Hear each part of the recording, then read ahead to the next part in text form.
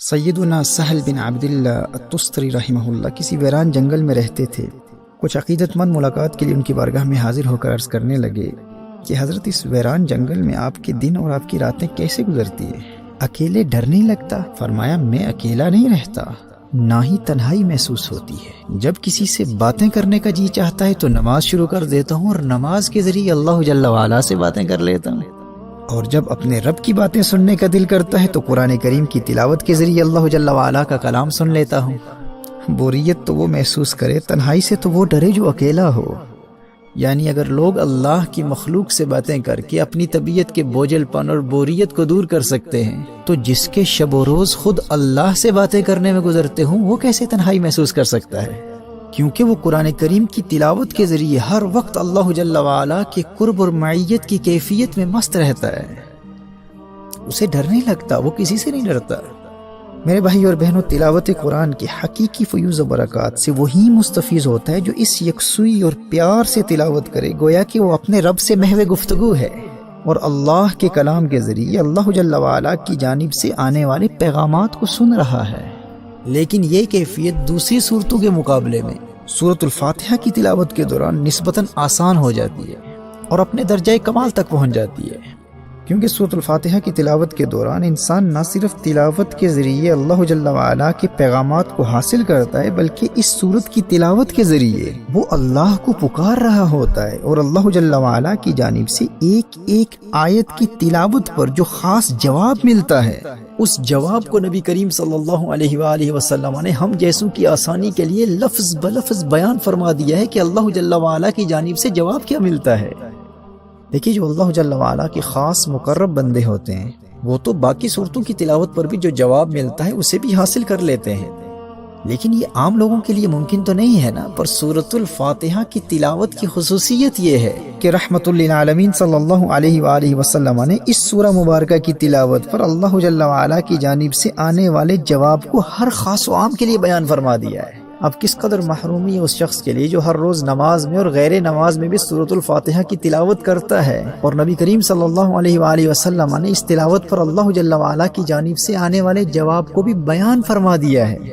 لیکن اس غافل نادان کو آج دن تک یہ موقع ہی نہیں ملا کہ وہ یہ جاننے کی کوشش کرے کہ جب میں سورۃ الفاتحہ کے ذریعے اللہ کی حمد بیان کرتا ہوں اور اللہ کو پکارتا ہوں تو میرے اللہ کی جانب سے کیا جواب آتا ہے۔ تو سماعت فرمائیے، حدیث قدسی ہے، نبی کریم صلی اللہ تعالی علیہ وآلہ وسلم نے ارشاد فرمایا کہ اللہ جل وعلا نے ارشاد فرمایا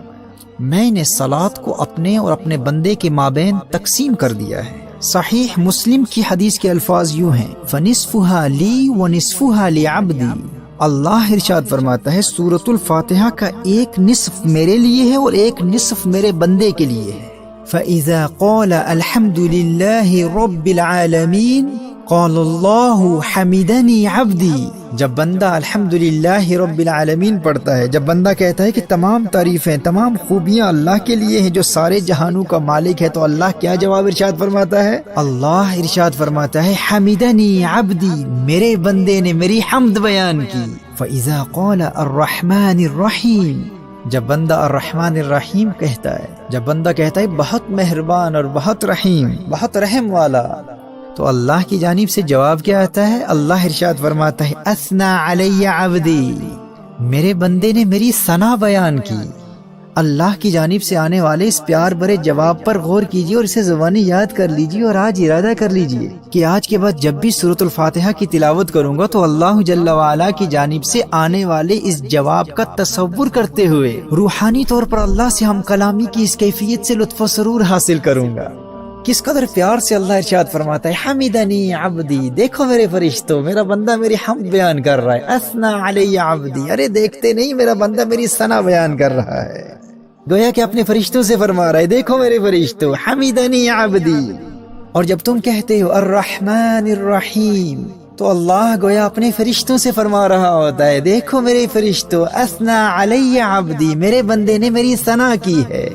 صحیح مسلم کی یہ حدیث ہے، نبی کریم صلی اللہ تعالی علیہ وآلہ وسلم ارشاد فرماتے ہیں کہ اللہ فرماتا ہے فَإِذَا قَالَ مَالِكِ يَوْمِ الدِّينِ، جب بندہ کہتا ہے مالک یوم الدین، روز جزا کا مالک، قال مجدنی عبدی، اللہ ارشاد فرماتا ہے میرے بندے نے میری بزرگی بیان کی، سبحان اللہ۔ فاذا قال ایاک نعبد و ایاک نستعین،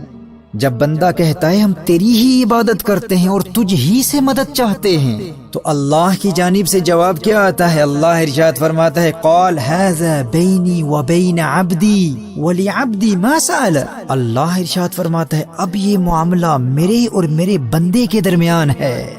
ھذا بینی و بین عبدی ولعبدی ما سأل، یہ میرا بندہ ہے اور اب یہ معاملہ میرے اور میرے بندے کے مابین ہے، اب یہ مجھ سے جو مانگے گا اسے عطا کر دیا جائے گا۔ اللہ اکبر کبیرہ۔ پھر جب بندہ پڑھتا ہے فَإِذَا قَالَ اهْدِنَا الصِّرَاطَ الْمُسْتَقِيمَ صِرَاطَ الَّذِينَ أَنْعَمْتَ عَلَيْهِمْ غَيْرِ الْمَغْضُوبِ عَلَيْهِمْ وَلَا الضَّالِّينَ، جب بندہ اللہ کی بارگاہ میں عرض کرتا ہے یا اللہ ہم کو سیدھا راستہ چلا، راستہ ان کا جن پر تو نے احسان کیا، نہ ان کا جن پر غضب ہوا اور نہ بہکے ہوئوں کا، تو اللہ کی جانب سے پھر جواب آتا ہے، اللہ پھر ارشاد فرماتا ہے ھذا لعبدی ولعبدی ما سأل، یہ میرے بندے کے لیے ہے اور جو اس نے مانگا اسے دیا گیا۔ میرے بھائی اور میری بہنوں، سورۃ الفاتحہ کا ترجمہ بھی یاد کر لو اور اللہ جل وعلا کی جانب سے آنے والے اس جواب کو بھی بار بار سنو اور اس کے مفہوم کو ذہن نشین کر لو۔ دیکھیے جب ایک عبد اپنے معبود کی جانب سے آنے والے جواب کو جان لیتا ہے اور اس سے روحانی طور پر لطف اندوز ہو کر سورۃ الفاتحہ کی تلاوت کرتا ہے، تو ایسے تلاوت کرنے والے کے لیے اللہ جل وعلا سے روحانی طور پر ہم کلامی کی وجدانی کیفیت حاصل کرنا بہت آسان ہو جاتا ہے، کیونکہ نہ صرف وہ جواب کے آنے پر یقین رکھتا ہے بلکہ اس جواب کو بھی جانتا ہے کہ وہ جواب ہے کیا۔ اس لیے میں کہتا ہوں کہ سورۃ الفاتحہ کی روحانی پاور سے فائدہ حاصل کرنا اور خشوع و خضوع حاصل کرنا دوسری صورتوں کی بنسبت بہت آسان ہو جاتا ہے، کیونکہ ہر عام و خاص کو بتا دیا گیا ہے کہ اس جانب سے جواب کیا آ رہا ہے۔ آج کے بعد اللہ جل وعلا کی جانب سے آنے والے اس پیار بھرے جواب کا تصور کرتے ہوئے اور اس پر یقین رکھتے ہوئے پورے انہماک کے قلب کے ساتھ اس خوبصورت تصور میں ڈوب کر کے میں اپنے رب سے باتیں کر رہا ہوں، رب کی جانب سے جواب بھی آ رہا ہے، سورۃ الفاتحہ کی کثرت سے تلاوت کی عادت بنا لو اور پھر دیکھو یہ سورۃ الفاتحہ تمہاری دنیا اور آخرت کو کس طرح سنوار دیتی ہے۔ قرآن کریم کی جن صورتوں کے فیوز و برکات بیان کیے جا چکے ہیں، ان کا دار و مدار پڑھنے والے کی روحانی کیفیت پر ہوتا ہے کہ وہ کس قدر یکسوئی اور اللہ جل وعلا سے ہم کلامی کی کیفیت میں محو ہو کر پڑھتا ہے۔ جو جتنا زیادہ اپنے رب سے راز و نیاز کی باتیں کرنے اور رب کے کلام کو سننے اور اللہ جل وعلا سے سرگوشی کرنے کی کیفیت میں ڈوب کر قرآن کریم کی تلاوت کرتا ہے، اسے اس کی زندگی میں ان صورتوں کی تلاوت کے اتنے ہی زیادہ روحانی اور مادی فوائد حاصل ہوتے ہیں۔